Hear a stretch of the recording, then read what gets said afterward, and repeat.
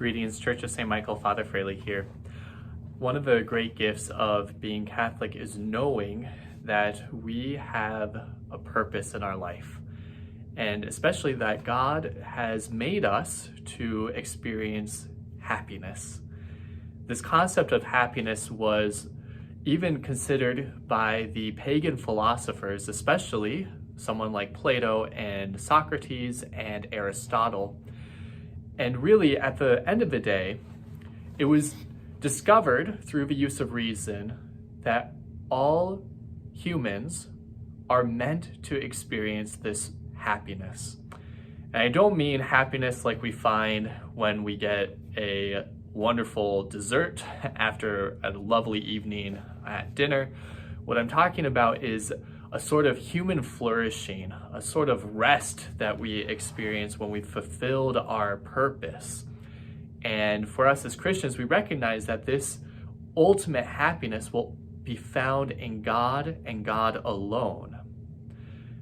What's even more incredible is to recognize that God has not given us this purpose without also giving us the tools to achieve this end.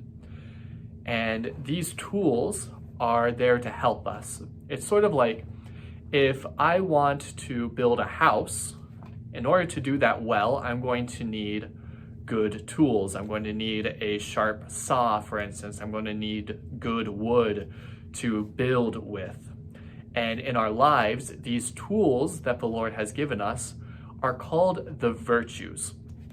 Now, when I grew up, I actually didn't hear much about the virtues and really didn't hear much about them at all until I went to St. Thomas for philosophy and Catholic studies.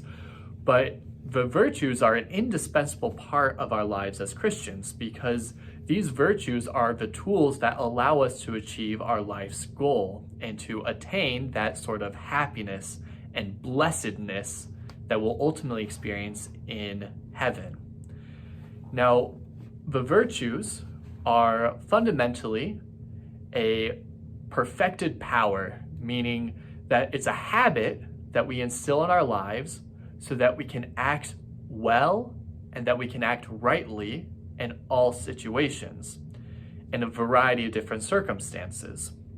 So the tradition of the church has stated that there's sort of two different types of virtues. There's the cardinal virtues, and then there are the theological virtues. And these are the main virtues, because there's also other virtues that we're not going to really talk about. But the cardinal virtues are the virtues that we as humans are able to cultivate on our own, whereas the theological virtues are gifts from God that we can act through a life of faith.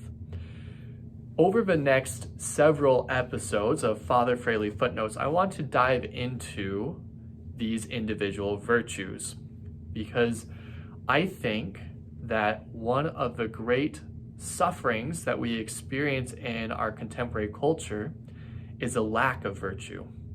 It's a misunderstanding of what the virtues do and how they help us. And for us as a parish, I think the more that we can strive after excellence and the more that we can incorporate the virtues into our daily lives, the more we're going to be able to follow after the Lord where He's calling us, even when it might be challenging or difficult. And we'll begin this next week already.